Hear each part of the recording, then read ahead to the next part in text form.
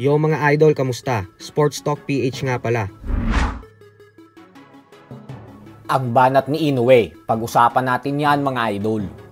Ngunit bago ang lahat ay huwag kakalimutang mag-subscribe at i-click ang notification bell button for more sports talk.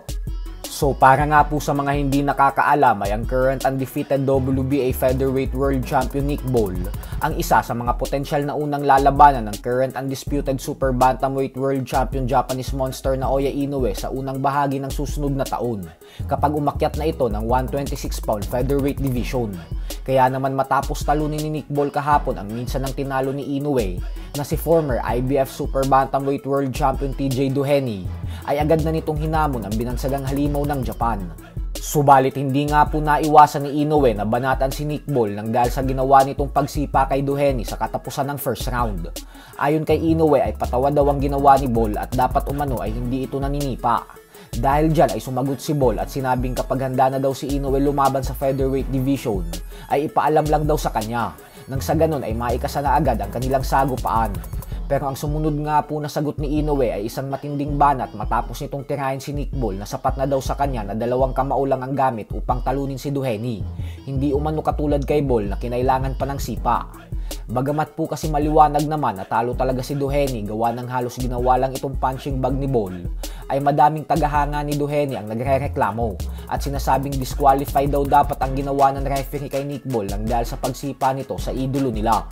Pero sa kabila ng lahat ng ito ay walang ginawang parusa kay Bol at hindi man lang binawasan ng puntos at bagkus ipinagpatuloy pa din ang sagupaan ng dalawa. Sa kabilang banda naman mga idol ay matapos nga po ng napaka-impresibong panalo kahapon via first round knockout ng former world title challenger Edgar Berlanga kung saan 3 beses niyang pinatumba sa round 1 ang undefeated Puerto Rican fighter na si Jonathan Gonzalez Ortiz, ay lakas loob na nga po nitong hinamon ng lahat ng malalakas na sila former world champion Caleb Plant, Jermel Charlo at Jaime Munguia. Ayon kay Berlanga ay hinahamon niya daw ang lahat ng mga ito na magkaroon ng bayag na harapin siya sa ibabaw ng lona. At nagbanta din ito na kung ano ang sinapit sa kanya ni Ortiz kahapon, ay ganun din umano ang sasapitin ng 3 fighters na binanggit niya.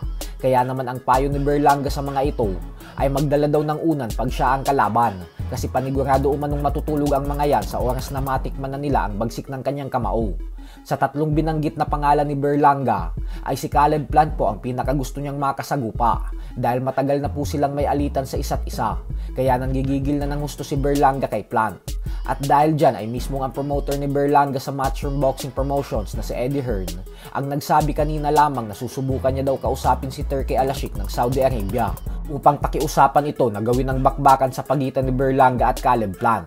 So hanggang dito na lang po muna tayo mga idol.